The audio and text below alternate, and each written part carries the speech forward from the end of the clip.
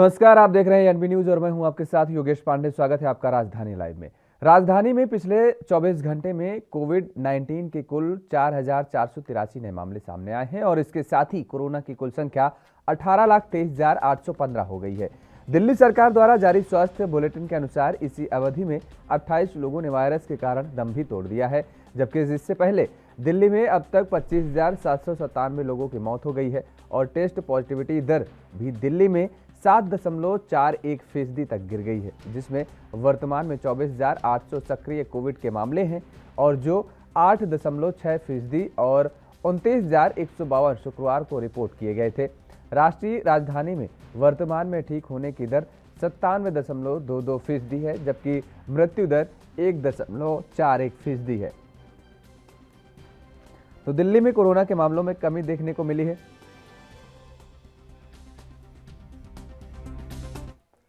और इसी खबर पर ज्यादा जानकारी के साथ हमारे साथ दिल्ली से संवाददाता राजीव तिवारी जुड़ चुके हैं। राजीव, जिस तरीके से कोरोना के मामलों में लगातार उतार और चढ़ाव देखने को मिल रहा है, ऐसे में वर्तमान हालातों का अगर जिक्र करें तो दिल्ली की स्थिति कोरोना को लेकर के क्या कुछ कह रही है?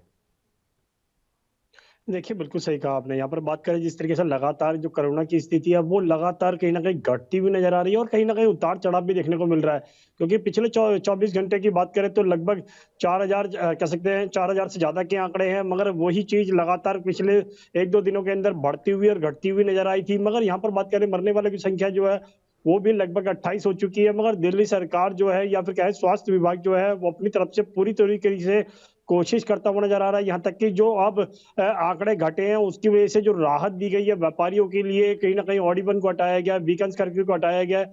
तो कहीं न कहीं हर तरीके से ये कोशिश की जा रही है कि जो अर्थव्यवस्था है वो भी पटरी पर आ सके। मगर जिस तरीके से कहा जा रहा था तीसरी लहर जो है वो बड़ी घातक बताई जा रही थी, मगर तीसरी लहर अब जो निकलती हुई नज़र आ रही है, यानी कि कह सकते हैं तीसरी लहर का जो खतरा है वो कम होता हुआ नज़र आ रहा है। मगर लगातार कहीं न कहीं अभी भी स्वास्थ्य विभाग की तरफ से ये कहा जा रहा है कि लोगों को जागरूक रहने की ज़रूरत है, सोशल डिस्टेंसिंग बनाने की ज़रूरत है, मास्क का इस्तेमाल करने की ज़रूरत है, ना कि भीड़ का हिस्सा बनने की ज़रूरत है। मगर यहाँ पर लोगों की कहीं न कहीं लापरवाही देखने को ज़रूर मिल रही है और आज रविवार है, रविवार के अंदर लगभग लगभग कह सकते हैं साप्ताहिक बाज़ार लगते हैं और साप्ताहिक बाज़ारों के अंदर जिस तरीके से भीड़ होगी, उससे कहीं न कहीं खतरा ज़रूर बनता हुआ नज़र आएगा और उसी को लेकर कहीं न कहीं अधिकारियों को भी सख्ती बरतने के लिए दोबारा से दिल्ली सरकार को कहना चाहिए। जी।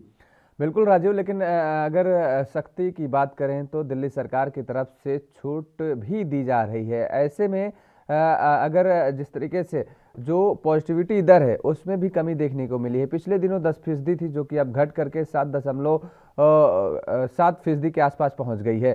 तो ऐसे में क्या वास्तव में दिल्ली सरकार या दिल्ली की जनता अब बिल्कुल बेफिक्र होती नजर आ रही है? देखिए, बिल्कुल सही कहा आपने। यहाँ पर बात करें पॉजिटिविटी रेट की तो लगातार कहीं न कहीं 7.7 आ चुकी है, तो कहीं न कहीं हर तरीके से यही स्थिति मानी जा रही है कि अब जो कोरोना का तीसरी लहर था, वो खत्म हो चुका है और लगातार कहीं न कहीं जो स्थिति है, वो सामान्य होती नज़र आ रही है। दिल्ली सरकार भी कहीं न कहीं इसी को लेकर कहीं न कहीं सामान्य होती नज़र आ रही है, यहाँ तक कि जनता भी जो है वो नॉर्मल होती नज़र आ रही है। तो यहाँ पर हर तरीके से यही कोशिश की जा रही है, जो कोरोना के जो आंकड़े हैं या फिर कहें जो कोरोना की जो रफ्तार थी, वो घट रही है। मगर यहाँ पर बात करें जिस तरीके से बाज़ारों के अंदर भीड़ है, उसको कंट्रोल करने के लिए स्वास्थ्य विभाग की तरफ से अभी भी कहा गया है कि लोगों को पैनिक होने की ज़रूरत नहीं है, लोगों को डरने की ज़रूरत नहीं है, क्योंकि अब तीसरी लहर जा चुकी है, तो कहीं न कहीं लगभग उसके बचाव के जो रास्ते हैं, वो अपनाने होंगे। बाज़ारों के अंदर भीड़ ना इकट्ठी करें, लोगों को सोशल डिस्टेंसिंग का दायरा बनाकर और रखना होगा। मगर यहाँ पर बात करें दिल्ली सरकार की, तो दिल्ली सरकार अपनी तरफ से बिल्कुल कोशिश करती नज़र आ रही है। यहाँ तक कि अस्पतालों के अंदर जो दूसरी लहर के अंदर जो खतरा देखने को मिल रहा था, यहाँ तक कि बेड नहीं मिल रहे थे, मगर तीसरी लहर में ये स्थिति नॉर्मल होती हुई नजर आई और लगभग 30 से 35% के करीब ही अस्पतालों के जो बेड थे वो भरते हुए नजर आए। मगर उसके लिए भी कहीं न कहीं दिल्ली सरकार ने कहा कि जो अस्पतालों के अंदर जो मरीज भर्ती हो रहे हैं, वो और बीमारियों की वजह से अस्पतालों में भर्ती हो रहे हैं, ना कि कोरोना की वजह से। जी। लेकिन राजीव, अगर जिस तरीके से जिक्र करें कोरोना को लेकर के, जाहिर तौर पर है नए नए वेरिएंट की इजाद हो रही है, नए नए वेरिएंट सामने आ रहे हैं। ऐसे में WHO भी लगातार देश भर की जनता को सतर्क रहने की बात भी कहते नजर आ रहा है।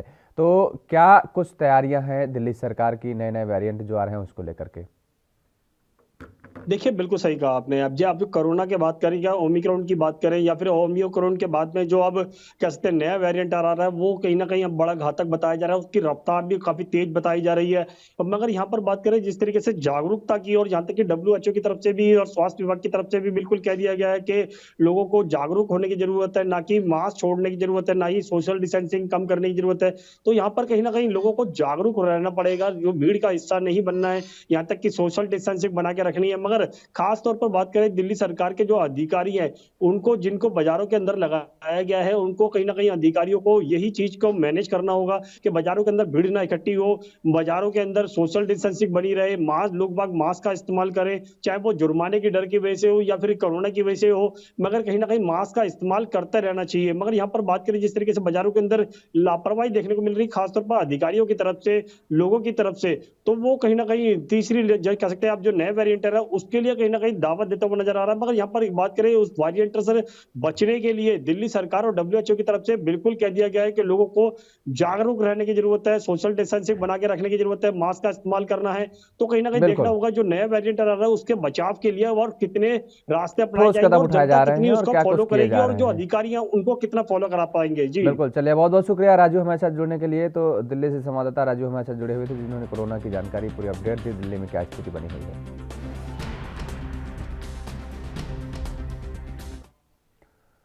पंजाब के मुख्य निर्वाचन अधिकारी डॉक्टर एस करुणा राजू ने शुक्रवार को बताया कि एनकोर सॉफ्टवेयर पर उपलब्ध आंकड़ों के अनुसार चौथे दिन राज्य में केवल 317 नामांकन ही दाखिल हुए हैं।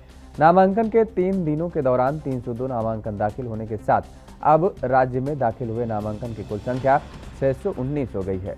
डॉक्टर राजू ने मतदाताओं से अपील की है कि वह mobile application know your candidate का अधिक से अधिक प्रयोग करें, जिसका प्रयोग कर मतदाता किसी भी उम्मीदवार के फोटो समेत उसके विवरण और आपराधिक पृष्ठभूमि के बारे में जानकारी ले सकते हैं। उन्होंने कहा कि पारदर्शी मतदान को सुनिश्चित बनाने के लिए चुनाव लड़ रहे उम्मीदवारों के आपराधिक पृष्ठभूमि के बारे में व्यापक प्रचार और जागरूकता प्रदान करने के लिए मोबाइल ऐप तैयार की गई है। उन्होंने यह भी बताया कि इस ऐप को गूगल प्ले स्टोर और एप्पल ऐप स्टोर से डाउनलोड किया जा सकता है और इसका लिंक आयोग की वेबसाइट पर भी उपलब्ध है।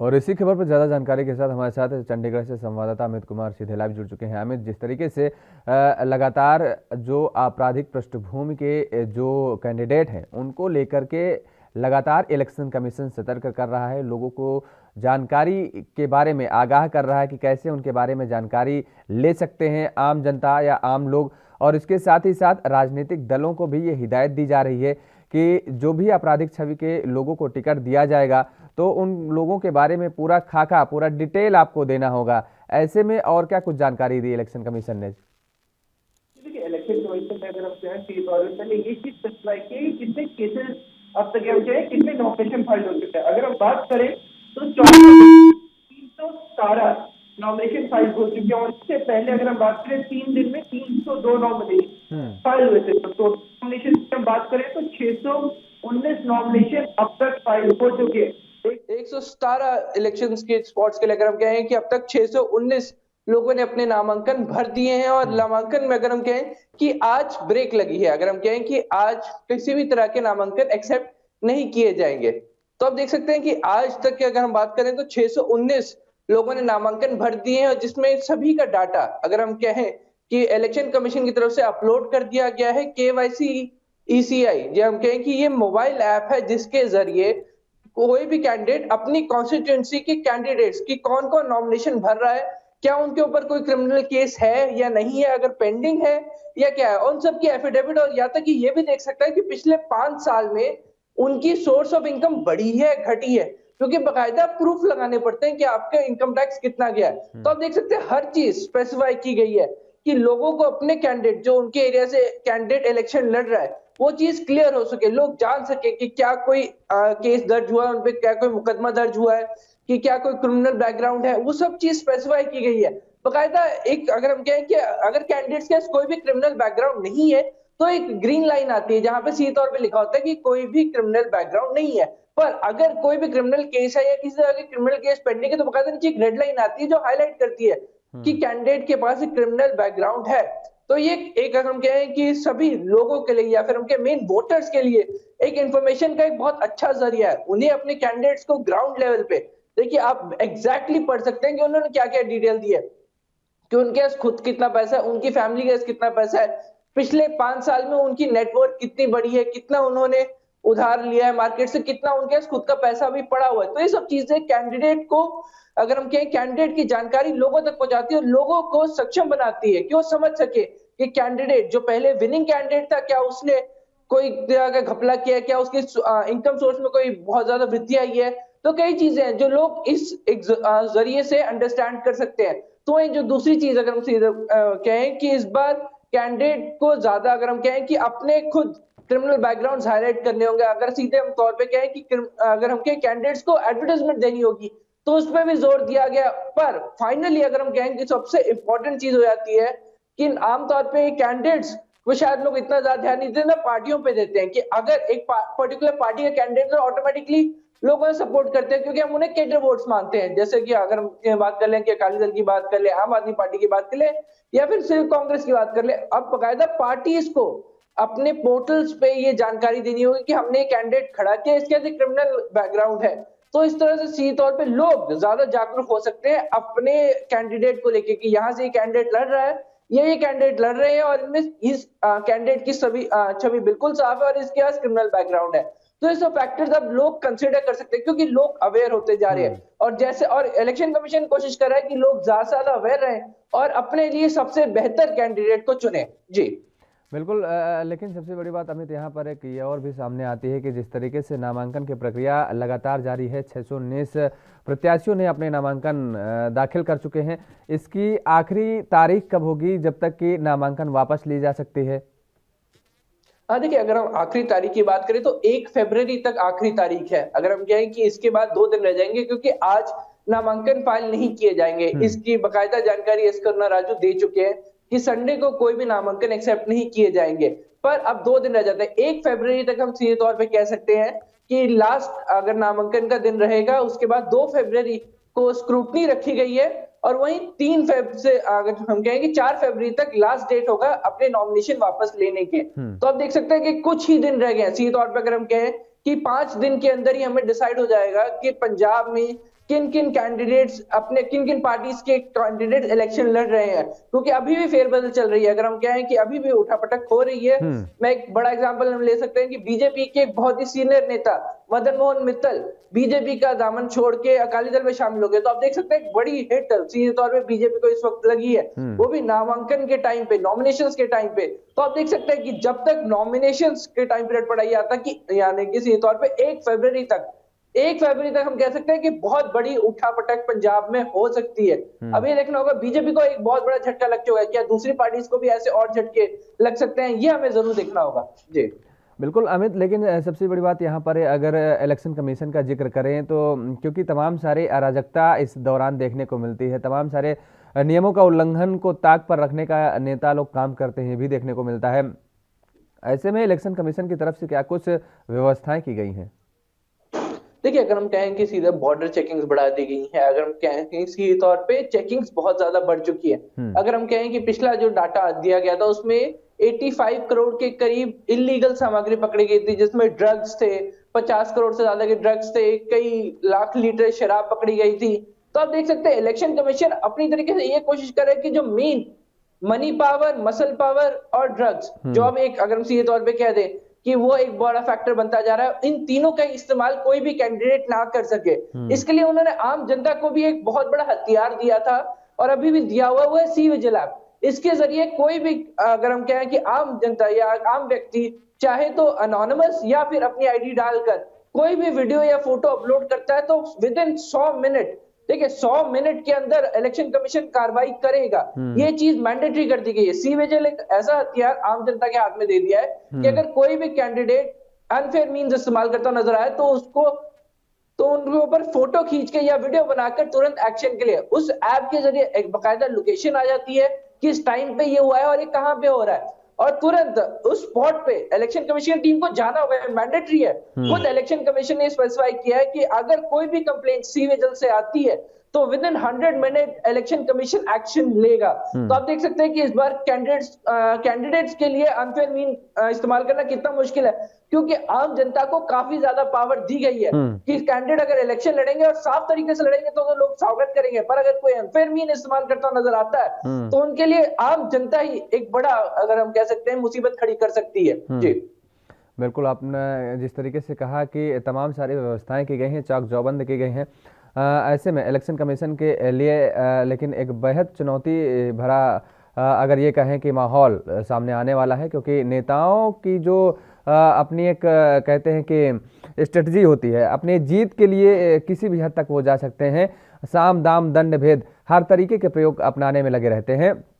और ऐसे में आने वाले समय में इलेक्शन कमीशन को काफ़ी मुश्किलों का सामना भी करना पड़ सकता है, क्योंकि इस बार पंजाब का इलेक्शन कुछ और भी ज़्यादा रोचक नज़र आ रहा है। ऐसे में क्योंकि भारतीय जनता पार्टी की तरफ से जिस तरीके से पूरी तरीके से जोर आजमाइश की जा रही है कि सत्ता पर काबिज होने के लिए, और जिस तरीके से भी प्रधानमंत्री नरेंद्र मोदी का दौरा था उस दौरान तमाम सारे सवाल उठे थे कांग्रेस सरकार पर, तो ऐसे में कहीं ना कहीं क्या ये नहीं लगता है कि आने वाले समय में जैसे ही इलेक्शन के दिन और नज़दीक जाते जाएंगे अभी सरगर्मियां और तेज बढ़ेंगी? जी देखिए, अगर हम कहें कि आरोप प्रत्यारोप का दौर तो चलता रहेगा। अगर हम कहें कि फेरबदल का दौर, वो शायद हम कह सकते हैं कि 1 फरवरी के बाद रुक जाएगा, पर इलेक्शन तेज हो जाएंगी, बिल्कुल सही। अगर हम कहें सरगर्मियां तेज हो जाएंगी, बिल्कुल, क्योंकि इस बार अगर हम बात करें इलेक्शन बहुत अलग तरीके से है। पहले जहां पे रोड शोज रैलियां का जोर रहता था, इस बार इलेक्शन कमीशन के प्रतिबंध के चलते वो सब चीजें नहीं है। इस बार जो मेजर जोर देखने को मिल रहा है वो सब कुछ, अगर हम कहें, लोगों को ऑनलाइन देखना पड़ रहा है। Online door to door campaign, वो भी restricted, door to door campaign में भी 10 लोग ही अलाउड है। अगर हम बात करें तो वो रिस्ट्रिक्शन है। उसके बाद आपको किसी इंडोर मीटिंग्स की इजाजत है। तो देखिए, इन सब फैक्टर्स को अगर हम कहें कि रैलियों से कंपेयर नहीं किया जा सकता। जो बड़ी मास गैदरिंग, जो बड़ा शक्ति प्रदर्शन एक बड़ी रैली दिखा पाती थी, वो एक वन टाइम इंप्रेशन अब कोई भी पॉलिटिकल पार्टी नहीं दे सकती। तो ऐसे में ये हो जाता है कि हर कोई एक लेवल प्लेइंग फील्ड पे आ जाता है। सोशल मीडिया पे हर पार्टी की प्रेजेंस है, ये हम जानते हैं। हर किसी का अपना एक फिक्स कैडर है, वो भी हमें पता है। पर ये है कि इन कैडर्स को मोबिलाइज कौन करता है, क्योंकि अब बात वही आ जाती है कि किस पार्टी के ग्राउंड वर्कर्स मजबूत है। अब असली दारोमदार उनके ऊपर है, क्योंकि ग्राउंड वर्कर्स ही जाएंगे, ग्राउंड वर्कर्स ही लोगों से मिलते हैं, अपने पर्सनल लेवल पे बात करेंगे, अपने अपने एरियाज में लोगों को मनाएंगे, मोटिवेट करेंगे कि आप हमारी पार्टी को, हमारी कैंडिडेट को मौका दें। तो इसलिए ये सरगर्मियां तो तेज होती रहेंगी। और अब इसका एक रिसेंटली एग्जांपल लेते हैं कि कल जरकपुर में एक हमें इंसिडेंट सामने आया है, जिसमें बीजेपी के लोकल कैंडिडेट जो खुद बीजेपी प्रमोट कर रहे थे, उस वक्त उनके झंडे इकट्ठे करके जला दिए गए। तो इस तरह के इंसिडेंट भी सामने आएंगे। उसके ऊपर ऑफकोर्स इलेक्शन कमीशन ने कार्रवाई शुरू कर दी है, पर ऐसे इंसिडेंट और बढ़ते जाएंगे। और इस तरह इलेक्शन कमीशन के ऊपर भी प्रेशर पड़ेगा कि हर कैंडिडेट, क्यों देखिए, फ्री एंड फेयर इलेक्शन जहां लोगों को एक रिस्पॉन्सिबिलिटी है, तो कैंडिडेट्स के लिए एक अपॉर्चुनिटी यहीं पे होती है कि उनको भी free and fair election contest करने का मौका मिले। तो ऐसे में किसी एक पार्टी के ऊपर अगर हम कहें कि ऑपरेशन नहीं नजर आ सकता, तो ऐसे में ये भी बहुत जरूरी है कि हर एक पार्टी प्रॉपरली इलेक्शन लड़ सके। इसका भी दारोमदार इलेक्शन कमीशन के ऊपर आ जाता है। तो वो भी कोशिश कर रहे हैं कि हर एक पार्टी को प्रॉपर अपॉर्चुनिटी मिले, पर इस प्रॉपर अपॉर्चुनिटी का कोई मिसयूज ना करे, इस चीज की भी कोशिश की जा रही है। चलिए, बहुत बहुत शुक्रिया अमित हमारे साथ जुड़ने के लिए। चंडीगढ़ से हमारे संवाददाता अमित कुमार ने जिस तरीके से पूरी जानकारी दी कि किस तरीके से क्या कुछ तैयारियां की जा रही हैं इलेक्शन कमीशन की तरफ से चुनाव को लेकर के। उधर प्रवर्तन निदेशालय ने महाराष्ट्र के पूर्व गृह मंत्री अनिल देशमुख के खिलाफ अपनी चार्जशीट में खुलासा किया है कि तत्कालीन मंत्री पोस्टिंग के लिए पुलिस ऑफिसर और अधिकारियों के नामों की एक सूची तैयार की है। ईडी की चार्जशीट के अनुसार देशमुख ने पुलिस अधिकारियों और उनके ठिकानों की सूची अग्रेसित करने की बात स्वीकार की है। उन्हें एसीएस यानी अतिरिक्त मुख्य सचिव गृह विभाग और पुलिस स्थापना बोर्ड के प्रमुख में स्थानांतरित किया जाना था। बता दें कि देशमुख कथित भ्रष्टाचार और जबरन वसूली के आरोप में जांच के घेरे में है। रिपोर्ट के मुताबिक ईडी ने यह भी दावा किया है कि देशमुख ने 16 साल के निलंबन के बाद सचिन वाजे की बहाली में अहम भूमिका निभाई थी। वाजे, जो एक सहायक पुलिस निरीक्षक थे, उनको मुंबई पुलिस के अपराध खुफिया इकाई का प्रमुख बनाया गया था और उसके जरिए कथित तौर पर जबरन वसूली करने के लिए उसे कई सनसनीखेज जांच का जिम्मा भी सौंपा गया था। ईडी की जांच में यह भी सामने आया है कि देशमुख विभिन्न मामलों की जानकारी देने और निर्देश देने के लिए वाजे को नियमित रूप से अपने आधिकारिक आवास पर बुलाते थे। ईडी की जांच में पता चला है कि देशमुख ने वाजे को मुंबई भर में 1750 बार और रेस्टोरेंट से पैसा इकट्ठा करने का निर्देश दिया था। चार्जशीट में यह भी दावा किया गया है कि देशमुख के आदेश के बाद सचिन वाजे बार मालिकों को परेशान करता था और कोरोना के दौरान बार के मालिकों पर 3-3 लाख रुपए देने का दबाव भी बना रहा था। और इसके साथ ही अगर रिपोर्ट्स के जिक्र करें तो उसके मुताबिक वाजे ने दिसंबर 2020 से फरवरी 2021 तक ऑर्केस्ट्रा बार मालिकों से 4.70 करोड़ रुपए जुटाए थे। देशमुख के निजी सचिव कुंदन शिंदे, जिन्होंने पूर्व मंत्री की ओर से वाजे से 4.70 करोड़ रुपए जुटाने में मदद की थी। वाजे ने ईडी को दिए अपने बयान में इस बात की स्वीकार भी किया है। कहा है कि उन्होंने देशमुख के निर्देश पर शिंदे को पैसे सौंपे थे। बता दें कि शिंदे श्री साईं शिक्षण संस्थान के सदस्य हैं, जहां वसूली की रकम रखी गई थी।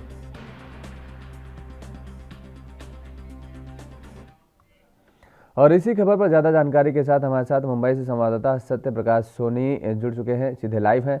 सत्य प्रकाश, जिस तरीके से अनिल देशमुख का और सचिन वाजे का जो कनेक्शन है, एक लंबे समय से चलता चला आ रहा है। ईडी की जांच जिस तरीके से चल रही है, जिस तरीके से जो कार्रवाई हो रही है, उसमें अब ये नए सनसनीखेज खुलासे हो रहे हैं। बिल्कुल योगेश जी, देखिए सीबीआई द्वारा अनिल देशमुख के ऊपर मामला दर्ज करने के बाद ईडी जो है इस पूरे मामले की जांच कर रही थी। ईडी ने जांच करते हुए पिछले दिसंबर में 7000 पेज का दाखिल किया था, जिसमें अहम बड़े खुलासे हुए हैं। इस खुलासे को लेकर लगातार जो है अब चर्चाएं महाराष्ट्र के सियासी गलियारों में देखी जा रही है। सीधी तौर पर ईडी ने खुलासा किया है कि अनिल देशमुख ने ही सचिन वाजे को निलंबन से बहाल किया था और उन्हें जो है मुख्य जो जांच एजेंसी है, मुख्य जो एक बड़ी एजेंसी है महाराष्ट्र मुंबई पुलिस की, उसमें सीआईओ के दफ्तर में उन्हें मुख्य अधिकारी बनाया था। तो इस तरह का खुलासा जो है अब ईडी कर रही है। दूसरी तरफ ईडी ने बताया है कि अपनी चार्जशीट में जो खुलासा किया उसमें बड़े अहम जानकारियां मिली है। ऐसे में बताया है कि सचिन वाजे अनिल देशमुख के कहने पर ही मुंबई के 1750 बार रेस्टोरेंट से जो है पैसे की उगाही करता था और वह अनिल देशमुख के सचिव शिंदे को सौंपता था। शिंदे इस पूरे मामले में अहम सूत्रधार माना गया है। तो जाहिर तौर पर अनिल देशमुख पर एक बार फिर से शिकंजा कसते हुए नजर आ रहा है, क्योंकि जिस तरह से अनिल देशमुख के वकील ने बार बार कोशिश कर जमानत याचिका जो है दी थी, उसमें अब एक नया मोड़ आया है कि अनिल देशमुख एक बार फिर से उनकी जमानत याचिका रद्द हो सकती है। जी बिल्कुल, लेकिन सत्य प्रकाश, सबसे बड़ी बात यह है कि जिस तरीके से देशमुख की तरफ से ये सारे आरोप जब शुरुआती दौर में उनके ऊपर लग रहे थे, तब वो तो सिरे से खारिज करते नजर आ रहे थे और वो साफ तौर पर ये कह रहे थे कि ये एक साजिश है। बिल्कुल, देखिए अनिल देशमुख का बयान और सचिन वाजे का बयान जब लिया गया, उस बयानों के आधार पर यह खुलासा किया गया है कि सचिन वाजे ने क्या कुछ ईडी के सामने कहा था और अनिल देशमुख ने क्या कुछ कहा था। तो इन्हीं बयानों के आधार पर ईडी ने यह जानकारी दी है कि किस तरह से पूरे मामले में दोनों लोगों की संलिप्तता है। फिलहाल जिस तरह से मुंबई के बार रेस्टोरेंट के अलावा अधिकारियों के ट्रांसफर की लिस्ट जो है अनिल देशमुख ने बनाई थी, उसका भी खुलासा किया गया है, जिसमें बताया गया कि अनिल देशमुख ने मुंबई के अधिकारियों और मंत्रियों की एक लिस्ट बनाई थी, जिसमें बताया जा रहा था किसको कहां ट्रांसफर करना है और किसको कहां बहाल करना है। तो इस तरह की जानकारी जो है अब मिली है, जिसको लेकर कहीं न कहीं विपक्ष जो है आक्रामक हो गया है। विपक्ष का आरोप है कि यही वजह है कि रिटायर होने के बाद भी पूर्व एमसी कमिश्नर कुंटे को जो है महाराष्ट्र के मुख्यमंत्री उद्धव ठाकरे ने अपना सचिव बनाया था। तो जाहिर तौर पर यह बड़ी बात है कि किसी को रिटायरमेंट के बाद भी अगर आप सचिव बनाते हैं, आप विशेष सलाहकार बनाते हैं, तो इसमें सवाल खड़ा होता है कि आखिर ऐसे कैसे हो सकता है। बिल्कुल सत्य प्रकाश, लेकिन सबसे बड़ी बात यह है, तमाम सारे सवालों के घेरे में महाराष्ट्र सरकार इस दौरान खड़ी है और महाराष्ट्र सरकार के नाक के नीचे इतना बड़ा भ्रष्टाचार हो रहा था। ऐसे में सरकार की तरफ से क्या कुछ प्रतिक्रिया आई है अभी तक? देखिए, सरकार अभी तक इस पे चुप्पी साधी हुई है। फिलहाल अनिल देशमुख ने जरूर जो है चांदीवाल कमीशन के सामने कहा है कि जो भी बयान सचिन वजय ने दिया है वो अविश्वसनीय है, यानी कि सचिन वजय के किसी भी बात पर विश्वास नहीं किया जा सकता। फिलहाल क्योंकि सचिन वजय लगातार परमवीर सिंह के संपर्क में थे, परमवीर सिंह ने उन्हें मुखिया बनाया था, 100 करोड़ वसूली का मामला परमवीर सिंह ने लगाया था, सचिन वजय के ऊपर लगाया था। तो जाहिर तौर पर कहीं न कहीं सभी बातों में असमानता दिखती है। ऐसे में सचिन वजय के किसी भी बातों पर भरोसा न किया जाए। इसी वजह से सचिन वजय लगातार अपने बचाव में अलग अलग तरह के बयान दे रहे हैं। चलिए, बहुत बहुत शुक्रिया सत्य प्रकाश सोनी, हमारे साथ जुड़े हुए थे, मुंबई से संवाददाता हैं। और राजधानी लाइव में फिलहाल मेरे साथ इतना ही। देश और दुनिया की तमाम खबरों के लिए आप बने रहिए ANB न्यूज़ के साथ। नमस्कार।